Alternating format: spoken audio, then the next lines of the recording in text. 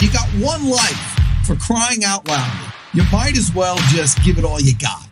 The Deej, Dan Jordan. Your daily dose of reality. Your daily dose of the Deej. I can't believe I'm saying this, but I need my daily dose of the Deej. I make the news. I don't watch the news. I'm a leader. The Sales Energizer, Dan Jordan. Listen, don't worry how to sell, baby. Worry about why people buy. And it's fun. You don't need a 5-hour energy. All you need is the Sales Energizer. Just when I think it's not going to be as fun as the one before, each one gets successfully better. Success. What's the word I'm looking for? What's it going to take to get you into this car today, huh? And now, please welcome the Sales Energizer, Dan Jordan. Boom! That's exactly it. Do that. Let's do that. Woo, Christo! Let me tell you something. You are by far the best producer. That clip. Stop it! It never gets old. It never because it's me. I'm looking at me. And so I kind of. It was my gift that keeps on giving. Yeah, the whole year long. I dig it. And we add little nuggets in there to keep it interesting because if you keep it the same, then people just. That's right. It gets old. Well, but the thing that's constant is, for people who are talking about advertising and you're trying to get customers involved, is the fact that you're constantly talking about me, which is the customer, so I like it more than anybody else because it's about of course me. You do. Oh, I know. But it's like when you get your kid goes to school and they're in second grade and they come home with the picture. I know there's other kids in the class, but I couldn't name one of them. I mean, your eyes go directly to your kid and your kid only. But what the challenge is when people start a business and they start advertising for their business, they talk about themselves, but nobody's interested in them except maybe their parents who want to see them on TV. I mean, it's like nothing. It's like everybody knows it, but very few people do it, and the people that do earn millions.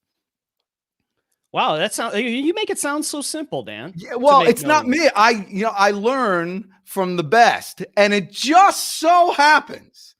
How's this for a segue, huh? I was going to say, segue for days. I mean, you can't beat this. And I'm full of energy. Why? Because this morning I made some high-protein chicken legs in my air fryer. And so I'm ready to roll. I mean, that's before we started, for everyone in the car buying public that's out there on all the tubes, don't say it, Dan. Facebook, right. LinkedIn, YouTube. Our guest, obviously huge YouTube sensation. Can we use that word anymore? Let's just say he's got a ton of people that love watching his YouTube videos. How about that? Twitter and Amazon. So we're on Amazon Live, and right now we're just like every time we say it, people go, "Are you serious? How do I even find your show?" We make it easy. Go to the pitchman.live. If you go to the pitchman.live in any browser, it'll send you right here to Amazon, where you could, if you wanted to pick up these sweet Samson Q2U microphones, they're in there. If you wanted to or if you just wanted to chill out and listen to our guest and soak up all the wisdom and figure out how to make a 7-figure business, you could do that as well. But that's where the party is on Amazon. Or you can multitask. You can do the whole thing. It's all possible because now we have technology. And so while you're sitting home, hanging out with your kids, doing all that stuff, your computer and your business could be out there running for you if you put your ads in the right place and if you get them right. And so without further ado, we got to bring out our big dog here because, he'll tell you how, the people that he works with. But the thing that I hate about him most is he looks so much cooler than I do in that picture. It's unfair. But please let me welcome Rohan Sheth to the DJ Live Show. Come on, Mar. Here he is. Thanks for having me. Arms up. He knows the drill. The thing that we like to pride ourselves with here on this show is having the world's best introductions. So how'd we do? Dude, phenomenal. I like the segue. I was like, that's a great segue. Nobody can segue like the Deej. That's right. We segue around. But, before we started talking, here's the problem. You're young, you're good looking, and you're smart as a whip. And how do you deal with that? Because without being a jerk, because it's a problem.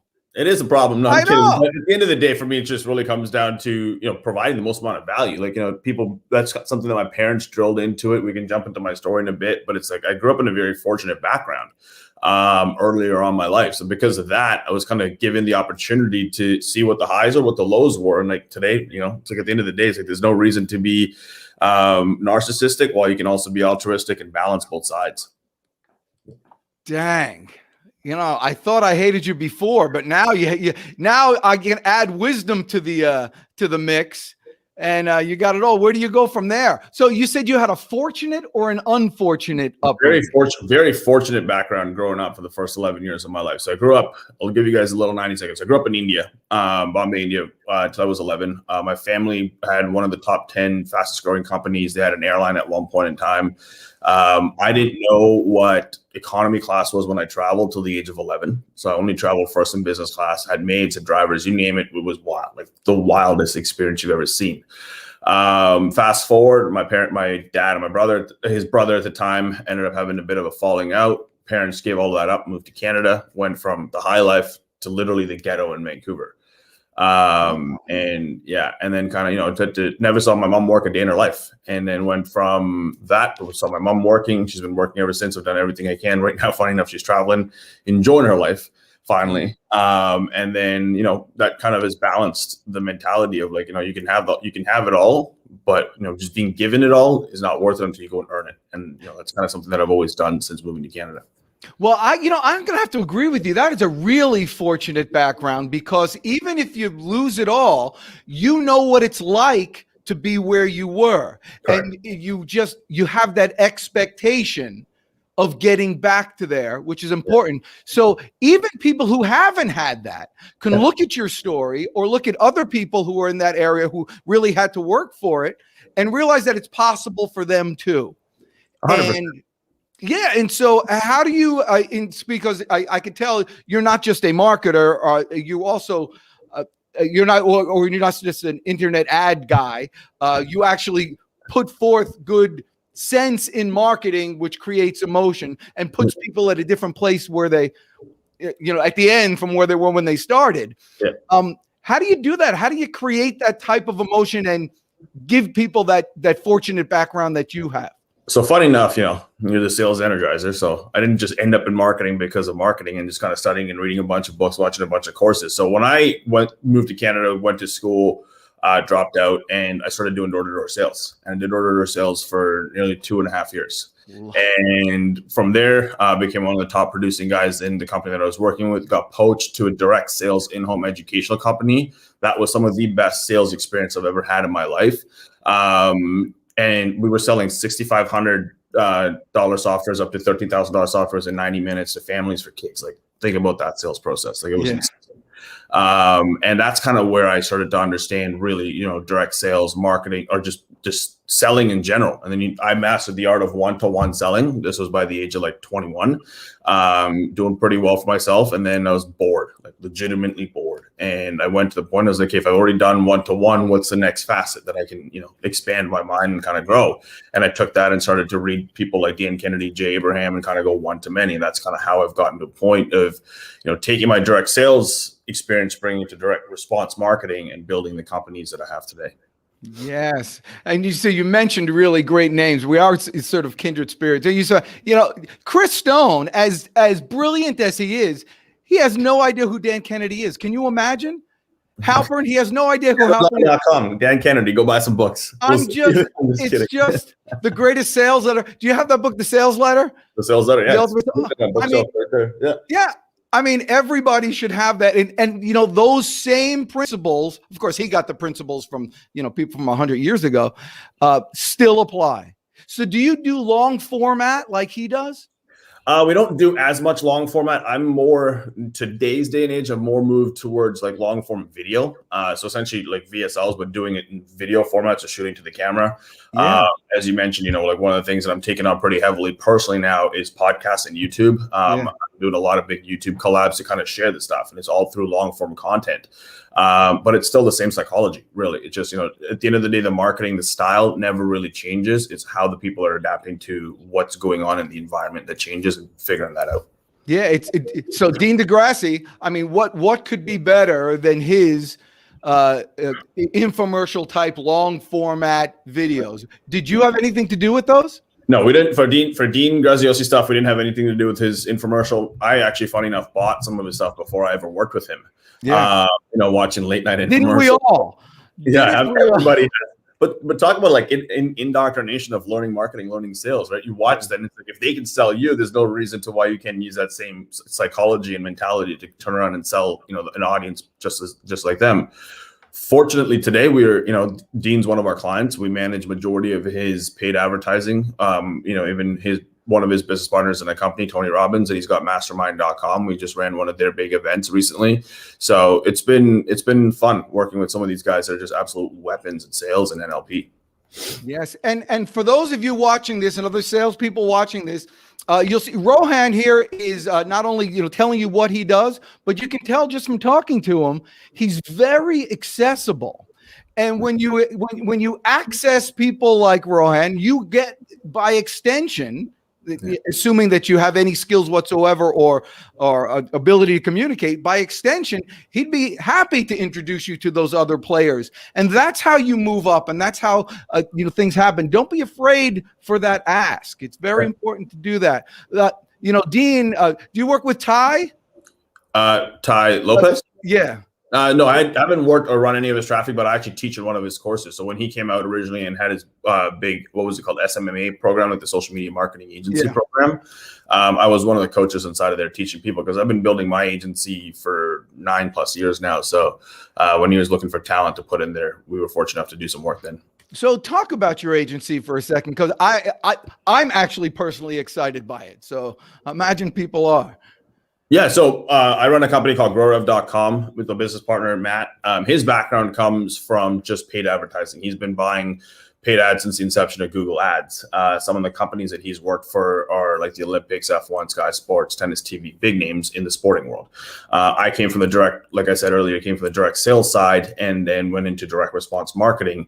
And I loved the event space. Like, for me, like I've always loved events, masterminds, in-person events. It was kind of what it was. So it was like, okay, well, Matt, we've known each other for a long time. I trust you. You trust me. Let's build a direct response agency focusing on events. And that's literally all we did. So, if you ever saw any of the big events, the National Speakers Association events, Success Resources events, any of those ones that were back, there was a lot of times with media that was running behind it to film them through Facebook ads, YouTube ads. We were a lot of times filling them. And that's kind of what we built our foundation on. Did you do Super Conference with Dan Kennedy? No, we didn't do any of Dan's ads. We did a lot of the ones with like Damon John, Robert Herjavec, all the Shark Tank guys when they ran all their events. We did a lot of those big ones. We've done stuff for digital marketers, their traffic and conversion summit. We've run for them a bit. They did an agency conference that they ran in New York a few years ago. We filled that. So kind of all over the place in terms of filling events. We got to do a Deej event.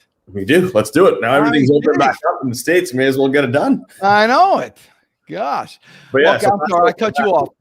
Well, but here's a challenge. So people are listening to this, watching this, seeing you're all these big names, all these big events that you've done. Are you out of the price range for most people? I mean, you're getting, you can intimidate people. It's good to attract people with all those big names, but it also pushes people away. Absolutely. Ordinarily help. So absolutely. One of the things that at the end of the day, we all started a business. I started my very first client, $500 a month. And, today it's gone much north of that when it comes to it.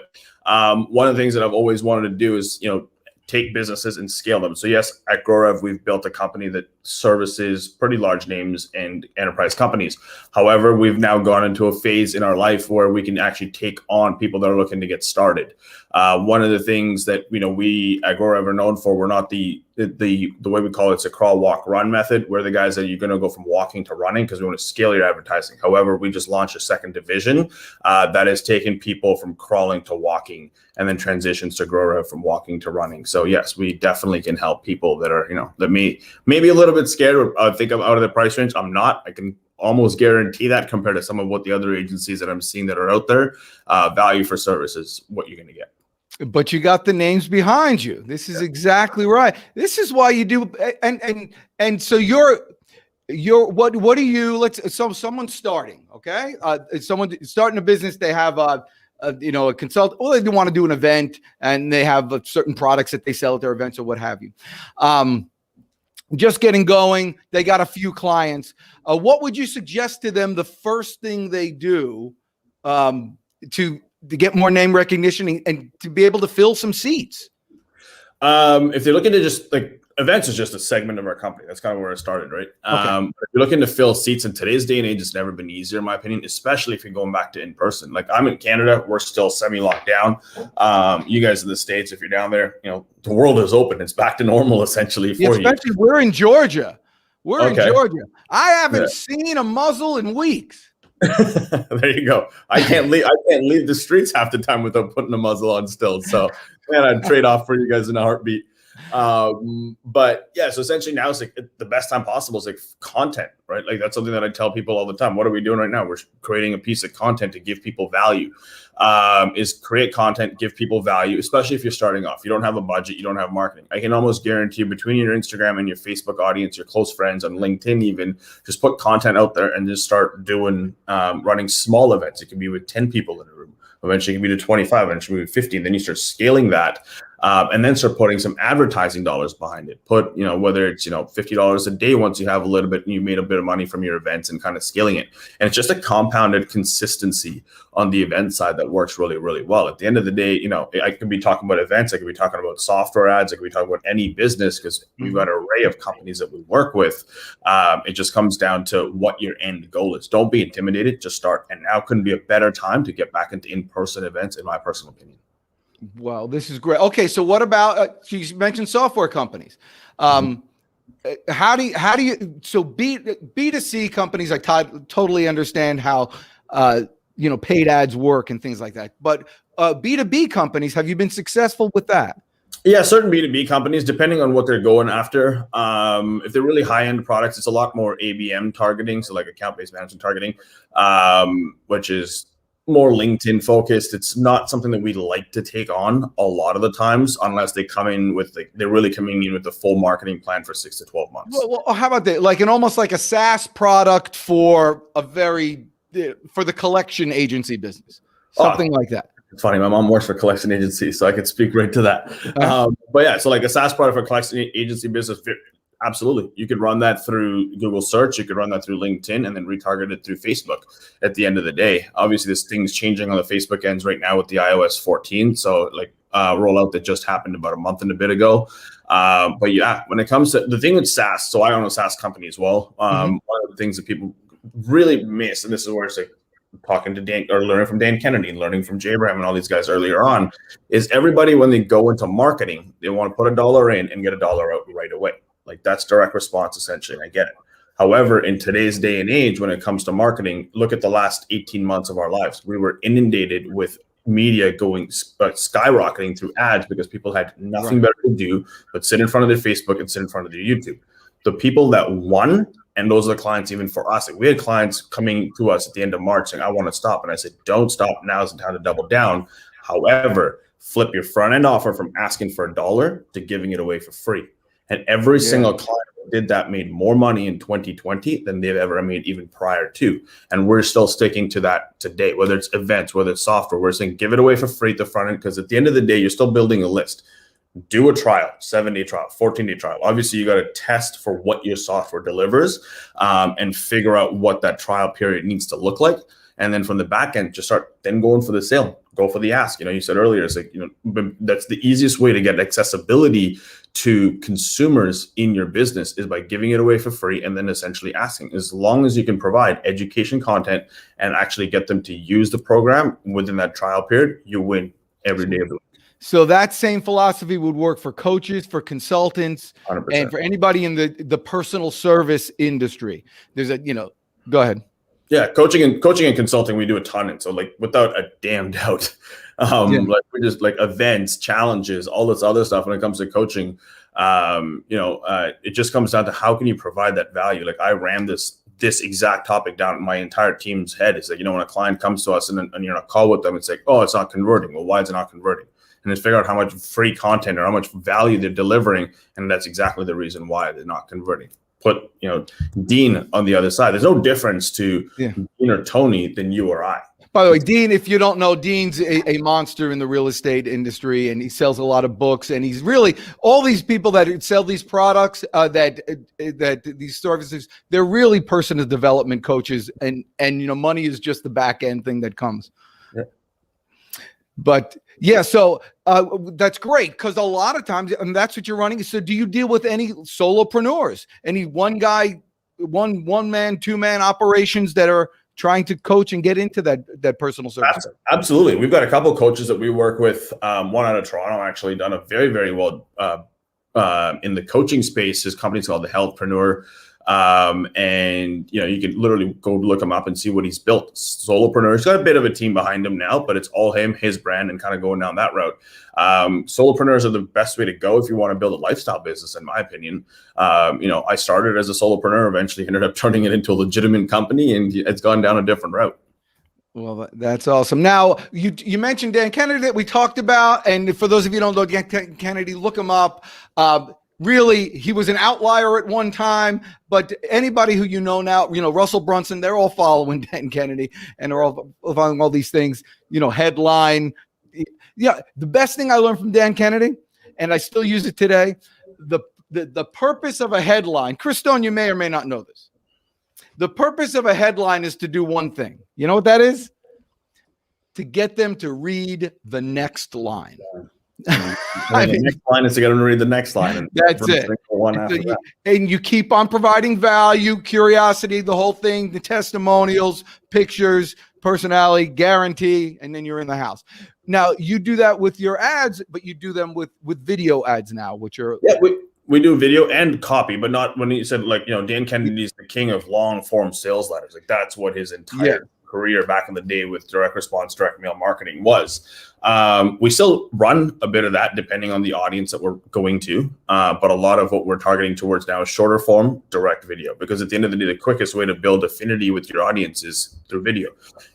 Even in the last 18 months, we couldn't shake people's hands. I don't even think we still can in Canada. I don't know about the States, but it's like you're fist pumping people through the cameras and stuff. But what's the quickest way to do it? Yeah, they don't care here now. I've known people that lick people now. I mean, nobody cares. I'm just kidding. Jeez, I can't even get a smirk out of you people. All right. So, but the other side, you mentioned Jay Abraham. Now, Jay Abraham's also, everybody loves Jay Abraham, also a marketer, but he's more well known for his joint ventures and, finding clients that are companies that are selling to your same prospect base, but in alternative businesses. Do you do a lot of that? A lot of partnership work? Yeah, absolutely. Jay is actually a really close mentor and friend of mine now, fortunately. So you have got to introduce me to Jay Abraham. I'll take a 4-minute phone call with that guy. Done. Okay. We'll make it happen. I was on a call with him yesterday. Really? Gosh. Another reason not to like you, Rohan. I mean, this guy, everything he touches turns to gold because he works so darn hard. I'm telling you, people think, it just happens. People say, work smart, not hard. I always say work hard and you'll look smart. Or work smart and hard, and then eventually you just got to work smart. Boom.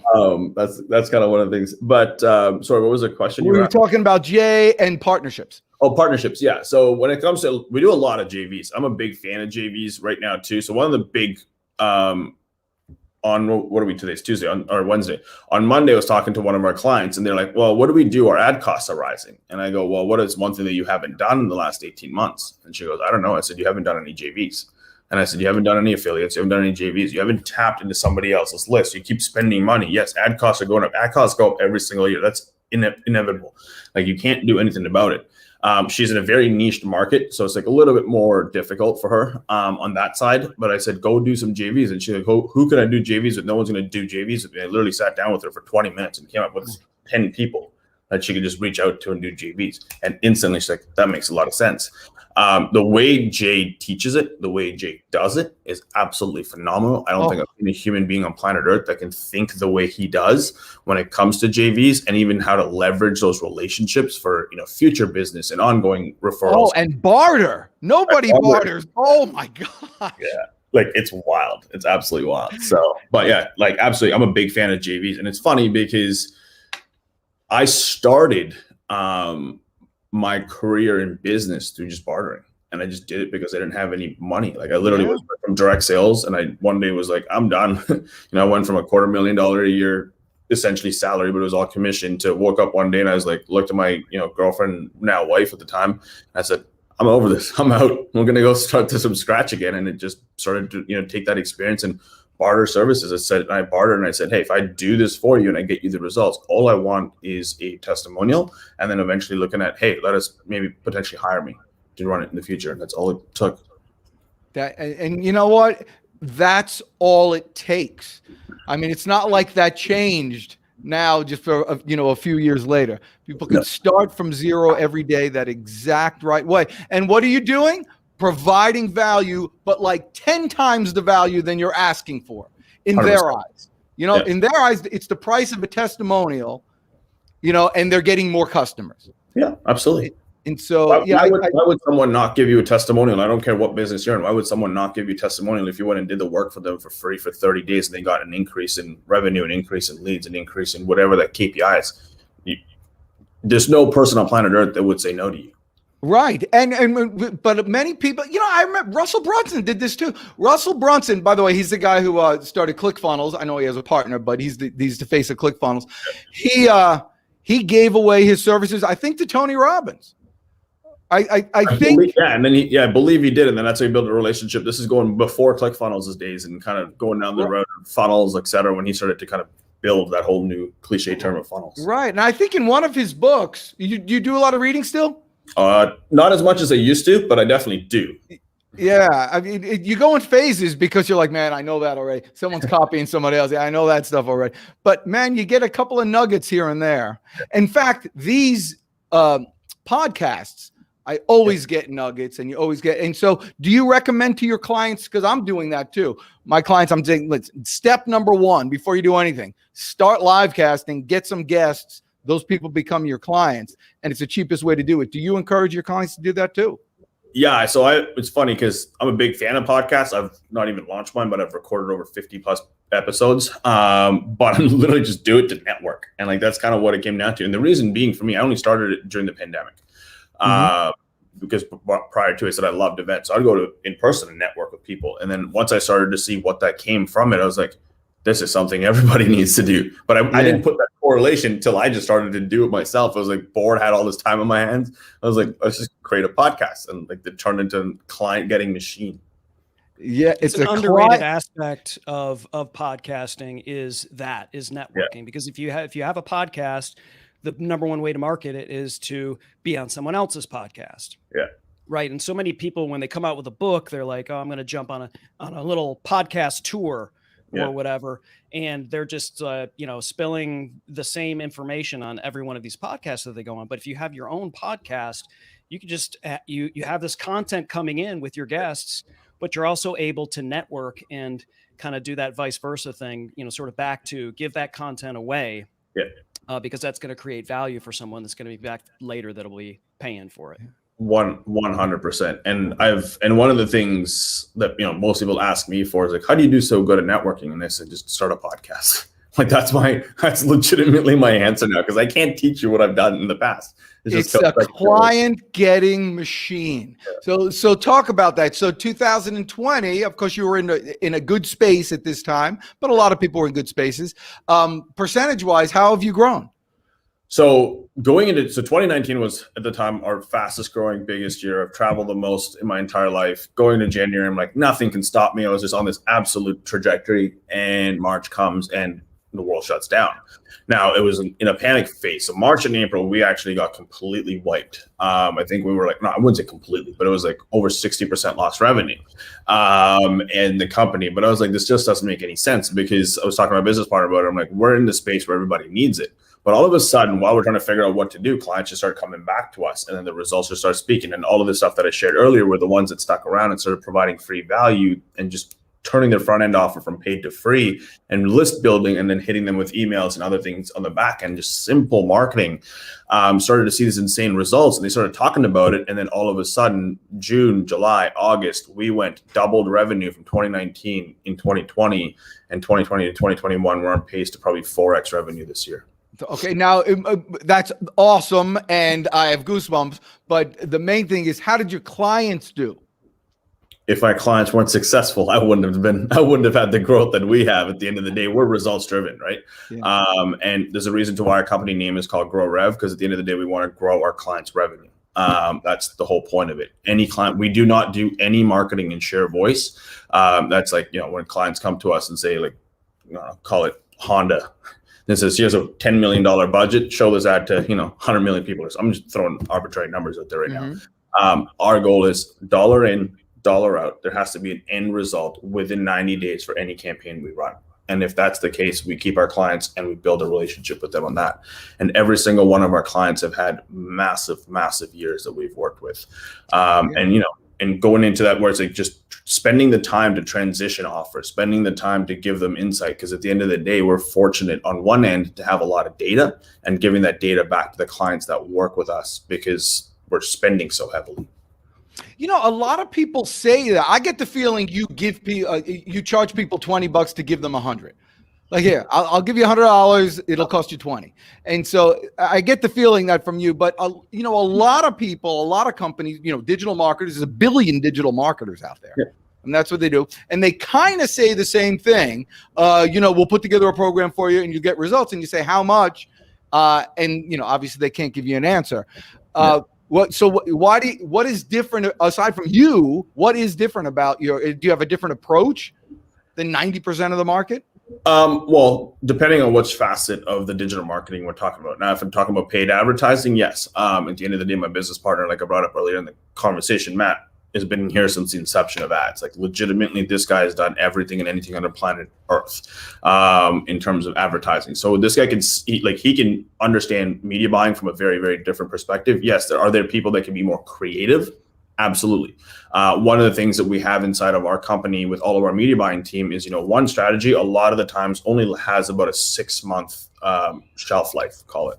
And every 6, we need to keep going every single time. And a lot of the times we're so far ahead that we went head to head last year, 2020. We went head to head with our Facebook reps. You said, you build a campaign, we'll build a campaign with our strategy. Let's see who wins. If we win, you give our clients $30,000 in coupons. We smashed them by 150%. Really? Yeah, they ended up writing, the Australian team ended up writing a case study on what we did against them, and literally handed our clients $30,000 in credit for it. Now, when you say you beat them, in terms of what was their goal? Was their goal to sell product or to build a list? Just was sell product and obviously get it for the lowest cost on acquisition. At the end of the day, we talk about SaaS. There's your KPI is usually CAC, cost per acquiring a customer. In direct response, it's CPA. It just really comes down to what it really needs to be, what that KPI needs to be. If it's an event, it's cost per registration. And whatever the KPI is, we set to that. Our goal is to hit it or even beat it. I'm not going to, when clients come to us, I'm not going to, sell them something that's, building an infatuation that's never going to happen. I'm going to be very, very honest, especially if they've had banned ad accounts. It's like, hey, you've had a banned ad account. It's going to take us a bit to get started. It's going to get us a bit to get Explain to the car buying public, banned ad account.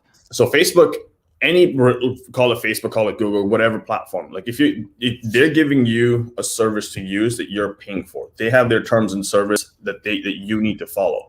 Yes. Now, going back prior to 2018, when banned. I thought it was like a rock band. No, like they will literally wipe you off the platform, and that's become gotcha. BANNED. Got it. Okay, there we go. So Awesome. Okay, so with the ads and that, you also do. You mentioned earlier.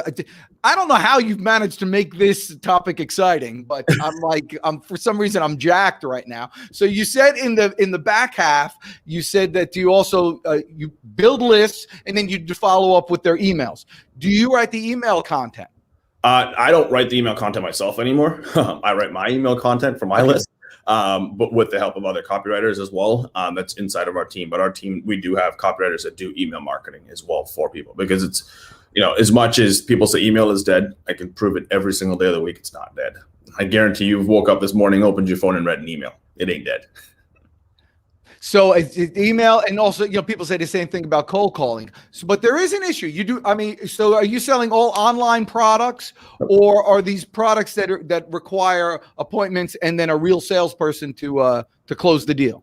Multiple facets. So online, offline, brick and mortar, tons of solar. One pretty cool case study for 2020 for a client that's not online. So we took on a wedding dress company at the beginning of 2020, not expecting going into, no weddings essentially. And they were a Fifth Avenue in New York company. I'd say they were running maybe $10,000 in just like boosted posts or whatever you want to call it, just simple ads. Mm-hmm.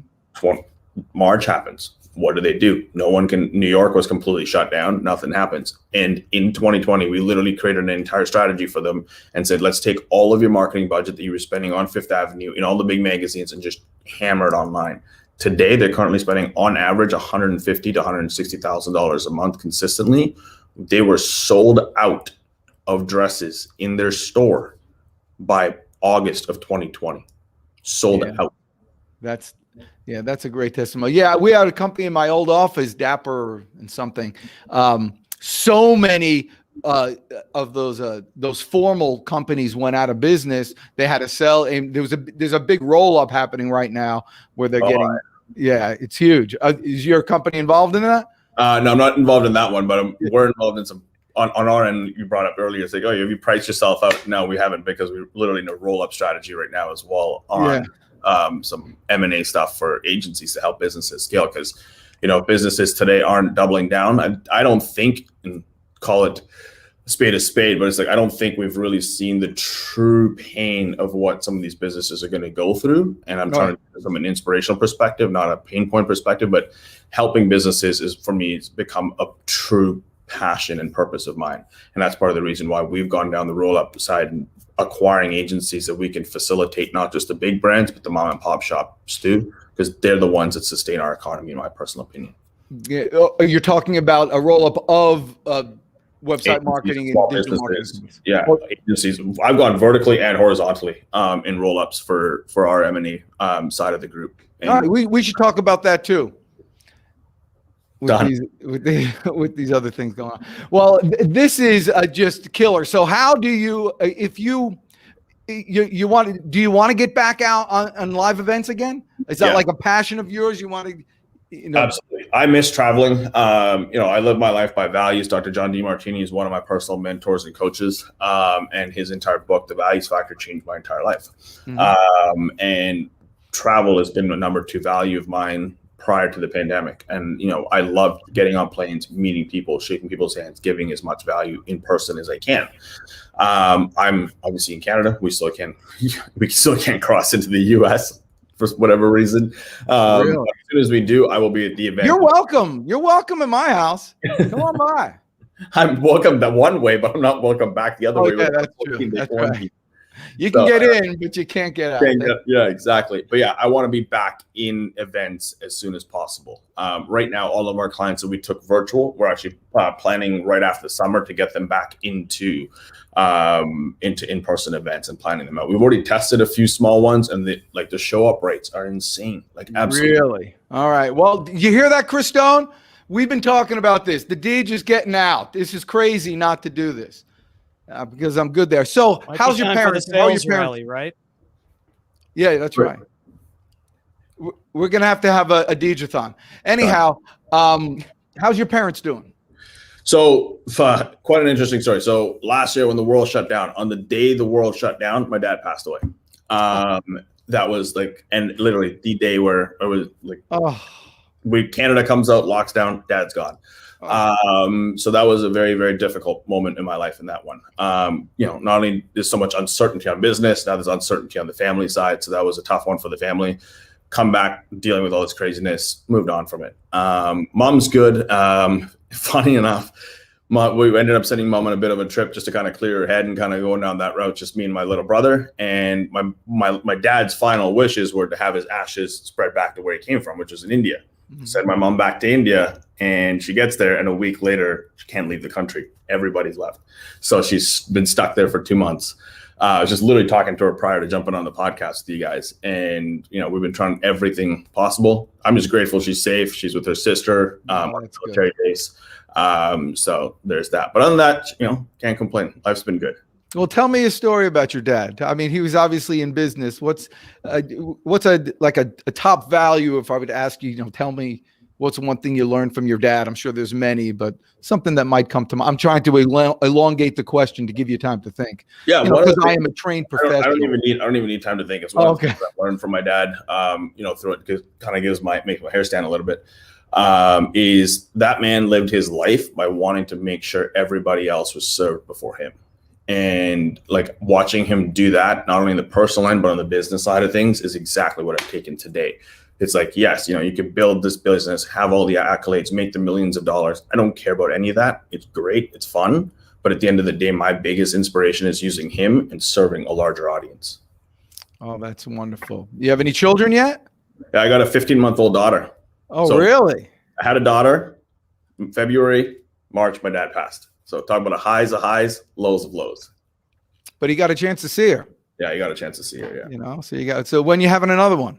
Hopefully, we want to travel. Like my wife and I travel a lot, so we're hoping as soon as his borders open up, we're supposed to announce in 3 weeks. We're going to enjoy, because she hasn't even been on a plane yet, which is mind-boggling for me to think that your 15-month-old hasn't been on a plane yet. Not yet. So we had plans, we had our entire year planned out to travel last year, and then we were going to obviously try to have a kid right away. But we want to travel with her, kind of get her to see, what the different side of life is. My wife's family and grandparents live in Australia, so we want to take her out there if we can get let in. We'll see. That's a different conversation for another day. But yeah, and then go travel a bit, and then maybe tail end of this year, early next year, once things calm down a little bit more in Canada. Well, that's wonderful. So a couple of things that I'm just picking up from you. You said something about a military base. Is there somebody in the military there? Yeah. So my mom's older sister, her husband, so my uncle, served in the military in India for a very long time. They don't live there anymore, but they have a place on a military compound thing. So that's where they're my mom, my aunt, my uncle are staying right now, because they currently live in the Middle East in Dubai, and they went back with my mom because I couldn't leave. Obviously, if I was stuck there, my goodness, not being there for 2 months with my daughter, my wife, I don't even know what that would have looked like. Oh, I would. Yeah, I would. You would have figured out a way to get back. That's what you would have done. I've tried legitimately everything in the book to try and get my mom out of India, and you can't, because Canada's if you're an American, you can get on a plane every single day from India and go. There's 2 flights into San Fran, into Newark. Canada's nope, not happening. You're stuck. Really? That's interesting. You can do that. Well, you know what I'm hearing from you. You're very entrepreneurial minded, and self-employment minded, and that military thing comes into play because there's a saying from the Marines, improvise, adapt, and overcome. Just whatever happens, you improvise, adapt, and overcome, and figure out a way. And like you said, the people that you're working with and the companies that you're working with, they were given a choice, as we all were, to fold up or to charge forward. And you've managed not only to have them charge forward, but inspire them to do so, so they got those results. So in closing, how does somebody and there are people who are legitimately scared to death to get back out and start things again. Yeah. You may or may not have run into these people, but if you were to say something to me, how do you get somebody going again? In your altruistic way? One of the things that I have, and I've had legitimately in the last probably 3 to 4 weeks, is that specific topic has come up more than I thought would. So it's a unique side of it. And one of the things that I'm starting to have conversations with people that are just scared is, go back to, if they had a decent sized company, whether it was, multi 6-figure company, 7-figure company, went sideways because of, the pandemic, whatever. I just get them to literally go back to the point and just sit down with them and have a human to human conversation. It's like no business, no nothing. Go back to what inspired you back in the day to start that company the first time. Get back to that mentality, get back to that feeling, get back to being in that moment, and just start. Do what you did there with one thing. And then every single day, keep doing that one thing. And I can almost guarantee you will literally hit the numbers you hit twice as fast. Well, that's terrific. Do you do any coaching, or do you have people coach you on a regular basis? Do you have that kind of mastermind group that you've put together for yourself? Yeah, so I do a bit of coaching, but a lot of the coaching that I do is more one-on-one based, and it's depending on my schedule. And for me, learning and masterminding is one of my number one values. And like I mentioned earlier, Dr. John DeMartini is my personal mentor. Work with him once a month. And then I have facilitators through his program that I work with once a week.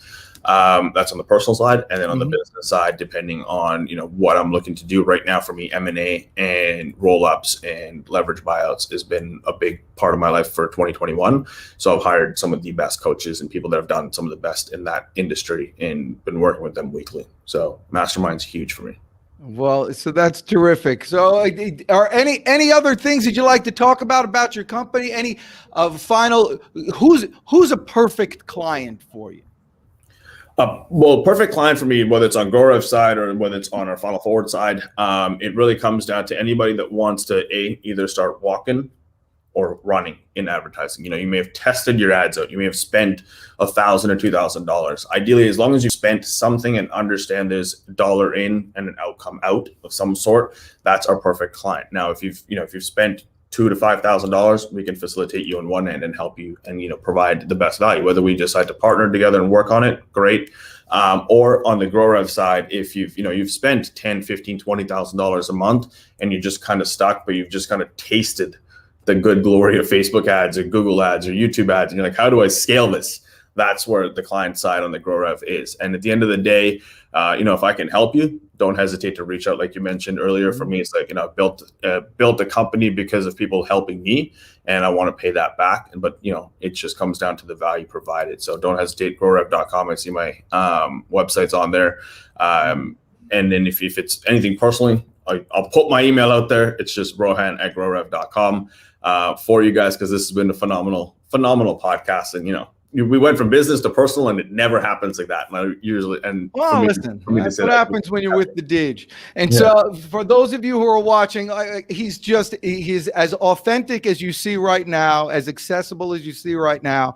And what you find is when you reach out to people like this, not in a way like an adulation and put people on a pedestal, but look people eye to eye, more often than not, they say the same thing. Rohan, my son just had this experience yesterday. He called some people because he had a problem in his industry, and they all say the same thing. I wish I had somebody to call when I got started. Yeah. It's a gift you're giving somebody when you ask them to help you.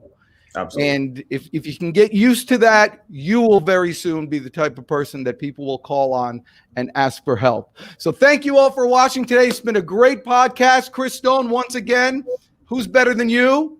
No one except Rohan Sheth.